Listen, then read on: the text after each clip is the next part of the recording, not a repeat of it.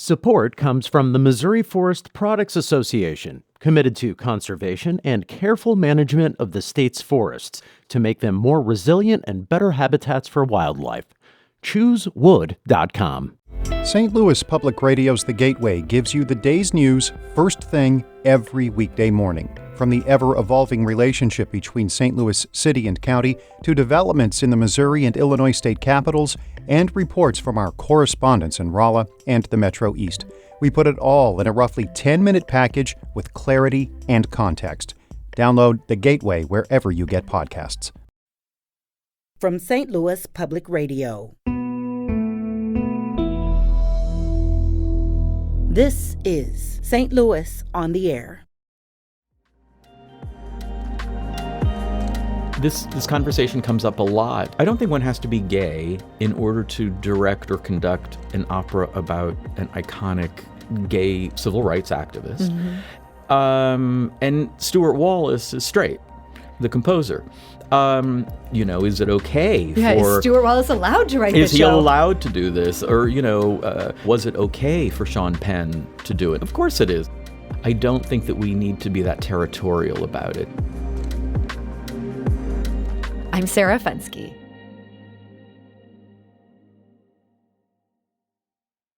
Opera Theater of St. Louis has a long history of world premieres, including, in recent years, Shalimar the Clown. That opera brought Salman Rushdie himself to Webster Groves.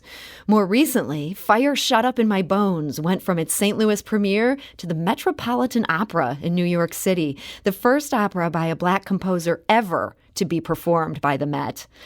But this year is something brand new for the 46-year-old institution. This year, Opera Theater of St. Louis will feature 2 world premieres. Opening June 11th is Harvey Milk. That, of course, is about the slain San Francisco politician.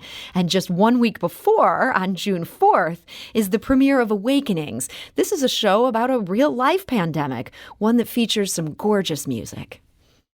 I did not know its name, but now I know it must have been the Fleur de Amour, the flower of love.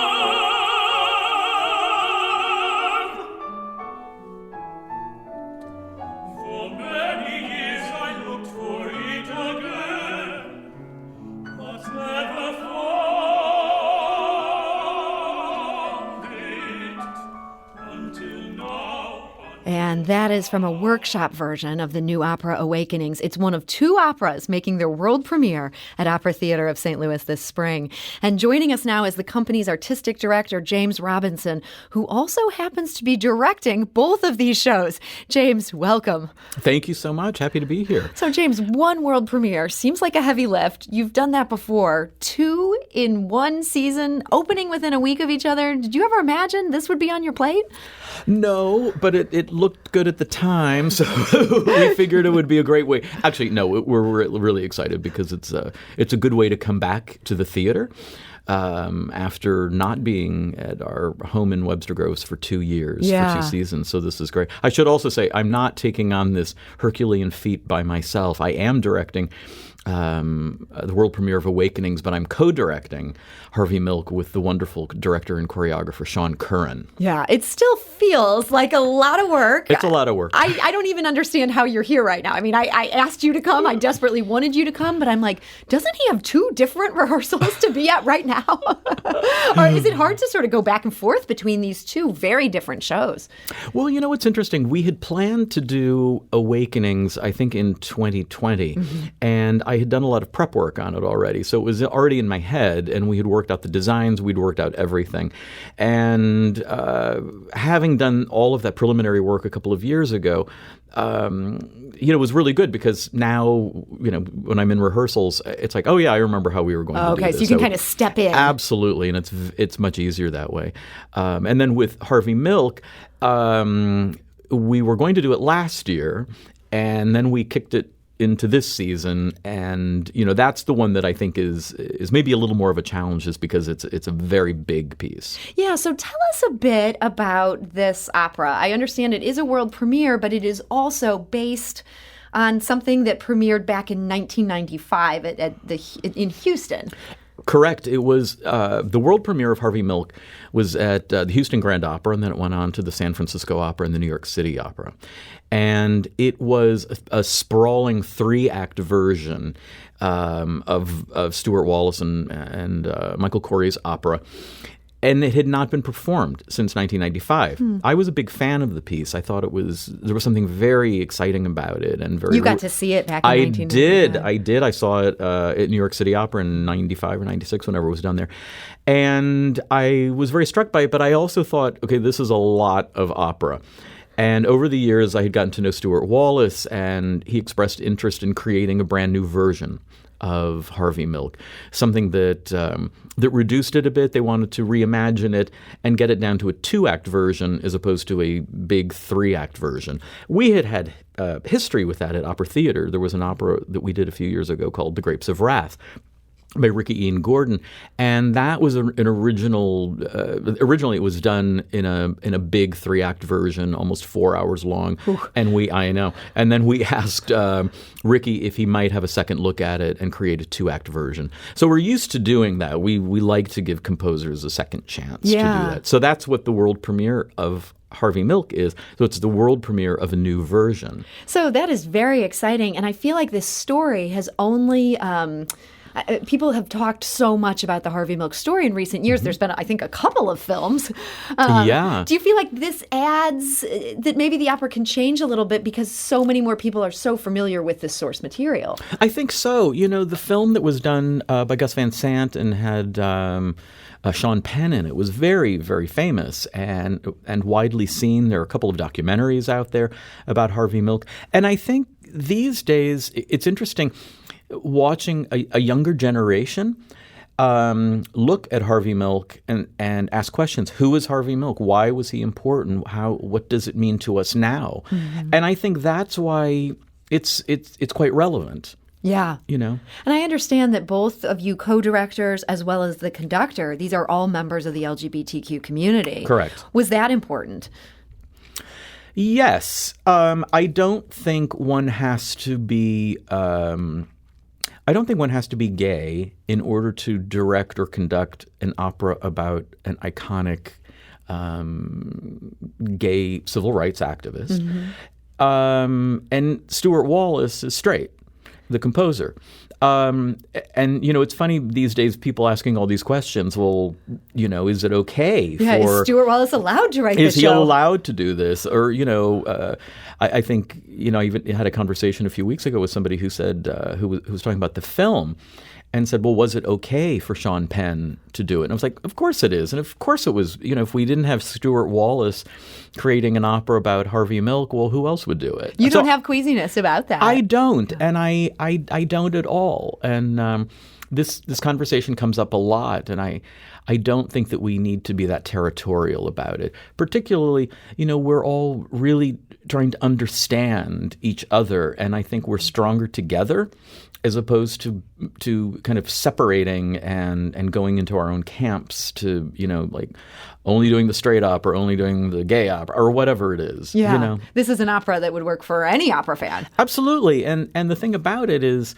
Harvey Milk had his life was operatic. I mean, he there was a lot going on in that life. I say he had a big, sprawling, messy life, and opera played a huge part in his life, which was curious. But I look at Harvey Milk as more of a civil rights figure and not just a gay rights figure. And I think that's why there's a universality to telling his story. Yeah, well, this sounds so exciting. I feel like people listening, if they don't want to go out and see Harvey Milk after this, then they don't belong in your audience. There you go. Yeah. But we welcome everybody, of course. Even if they're not excited, they Absolutely. can come. So this is one of the 2 world premieres happening. The other one is Awakenings. And as you mentioned, this was sort of being planned for that 2020 season, the season that did not happen. Yes. And we were lucky enough to get the composer and librettist on our show back when we thought this was going to happen. It was right before the pandemic shut everything down, and they shared some work from this workshop. I want to play another song from this. We unfortunately don't have any music from Harvey Milk to share today, but this is from Awakenings. This is called If Time Stood Still for Us.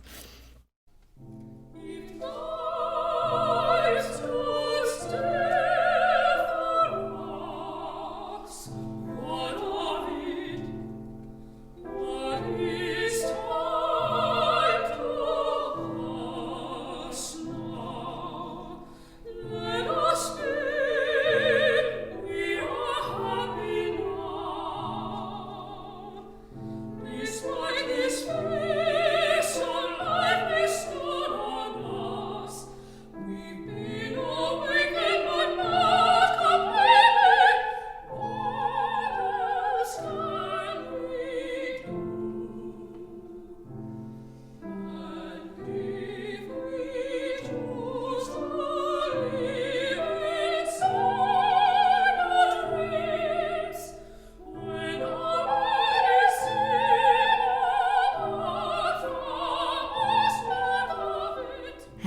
is If Time Stood Still for Us. That is from the new opera Awakenings. This actually goes back to a 2019 workshop version, but just to give people a sense, has it changed much since that workshop version?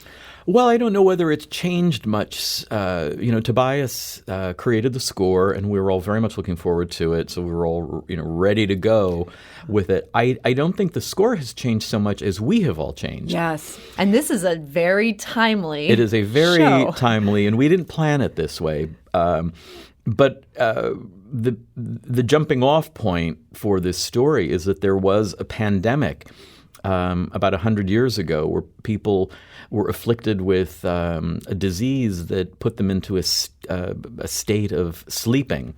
And it was called encephalitis lethargica. And about 1 million people worldwide were struck by this, and they just fell asleep or became, like living statues, and they were sort of warehoused in various parts of the world. In institutions. Institutions, and because nobody knew what to do with it. And then Dr. Oliver Sacks in the late 60s decided to try a treatment for them. So they awakened, and it was a drug called L-Dopa in its early stages, and he used it. It had been used to treat Parkinson's patients, and it awakened most of these people, and they were making up for lost time. Yeah.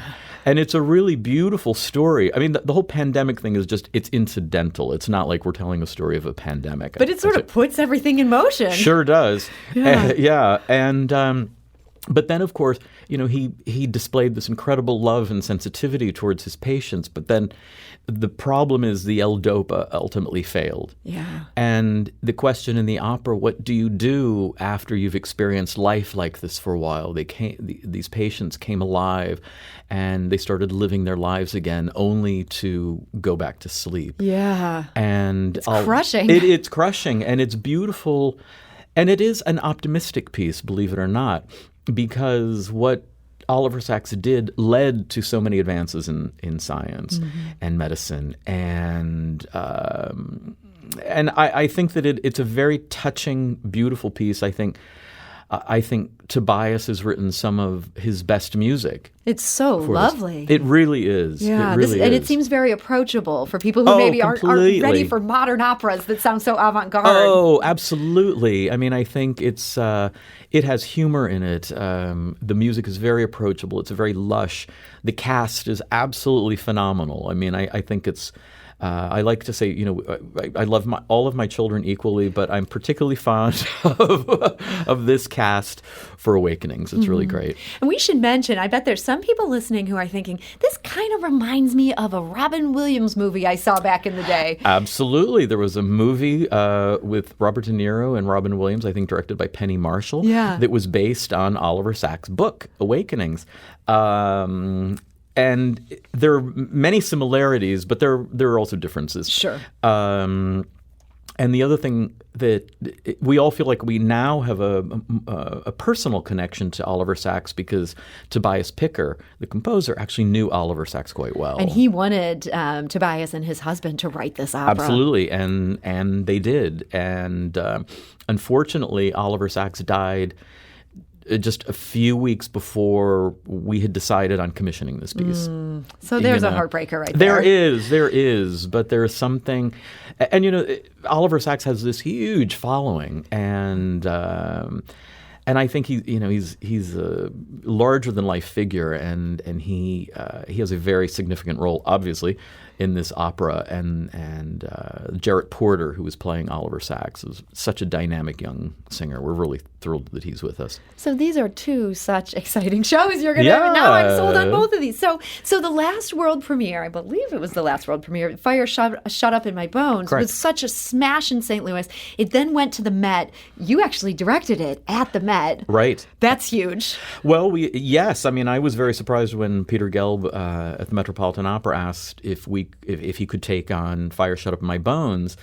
And that was the first opera to open the Met season after they had been shut down for 18 months.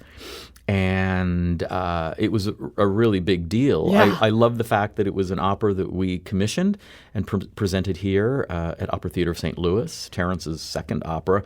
And because of the success of that, the Met is now performing Champion, which was Terence's first opera. Which also debuted here. It did, and we did that in 2013 or 14.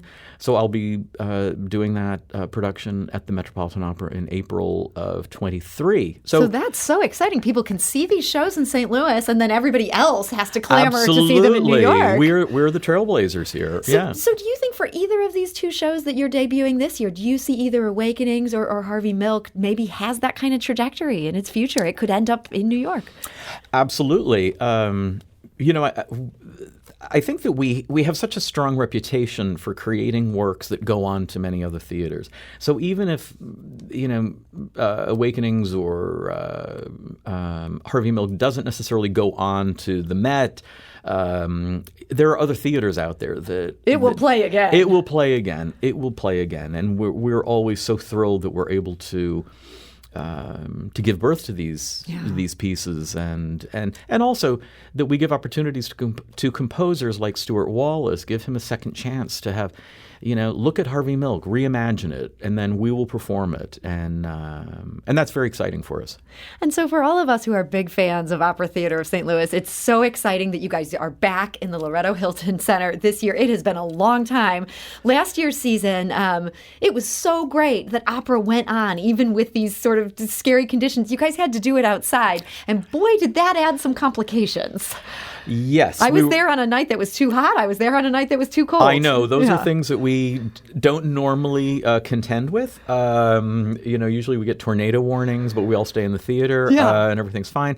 But yeah, there were evenings when it was just because we're performing out in the parking lot. Yeah. And we had constructed a theater and all of that. But I remember the real shocker was when it was too cold for the orchestra to perform. Yes, I was there that night, and a pianist went on, and it was, tears in my eyes. This young man rose to the occasion. Yeah. But maybe not ideal settings for opera. Not ideal, but, we pulled it off, and I was very proud of what the entire company managed to do last season.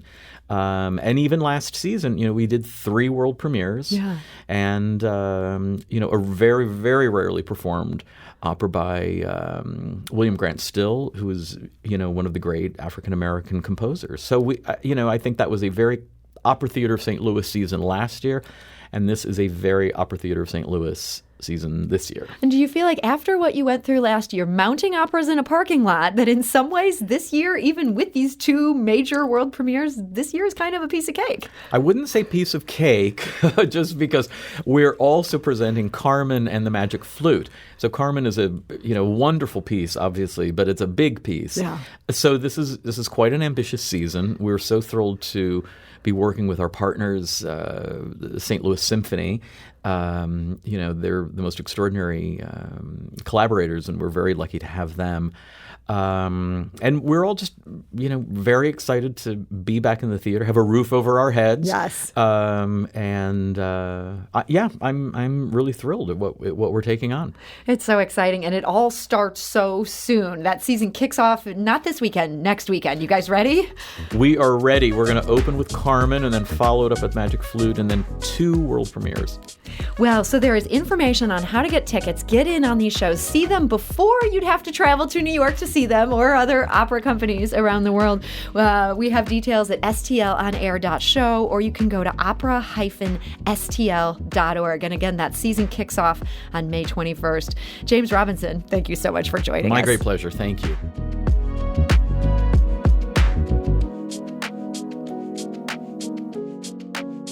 Today's episode was produced by Sarah Fensky with audio engineering and podcast design by Aaron Dorr.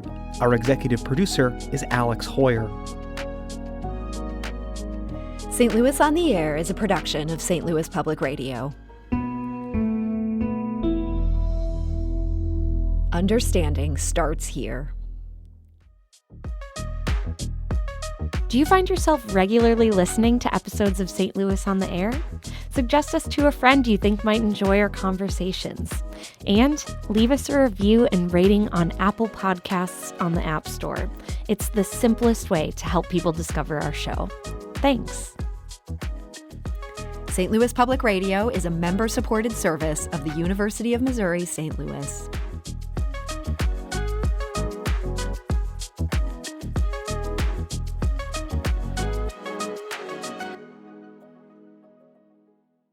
Support comes from the Missouri Forest Products Association. Missouri produces wood pallets, railroad ties, white oak barrels, hardwood floors, and more. Details on the variety of products made in the state are at choosewood.com.